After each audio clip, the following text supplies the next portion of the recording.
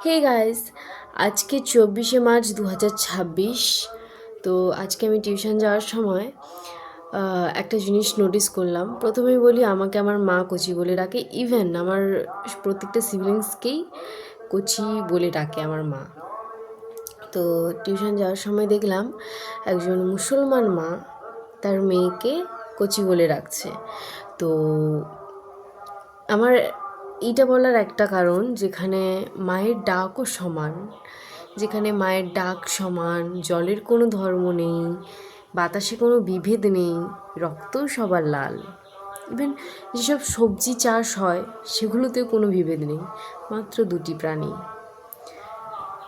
দুটি প্রাণী এতটাই বিভেদ সৃষ্টি করলো, যেখানে মানুষ এক ধর্মকে আর এক ধর্মকে বিভেদ করতে শুরু করেছে।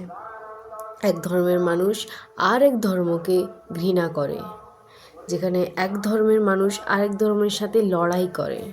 কিসের ধর্ম? আমরা মানুষ, এটাই আমাদের ধর্ম। এটা জেনে খুশি হওয়ার কথা, যেখানে মা বাবার ভালোবাসা সমান, সব কিছুই সমান, সেখানে সেখানে কিসের এত জাতপাত, কিসের এত বিভেদ? তো আমি যদি কিছুটা ঠিক বলে থাকি, তাহলে কমেন্টে তোমরা বলবে যে আমি ঠিক কিনা, এবং মানুষকে সচেতন করানোর দায়িত্ব তোমাদের। বাই।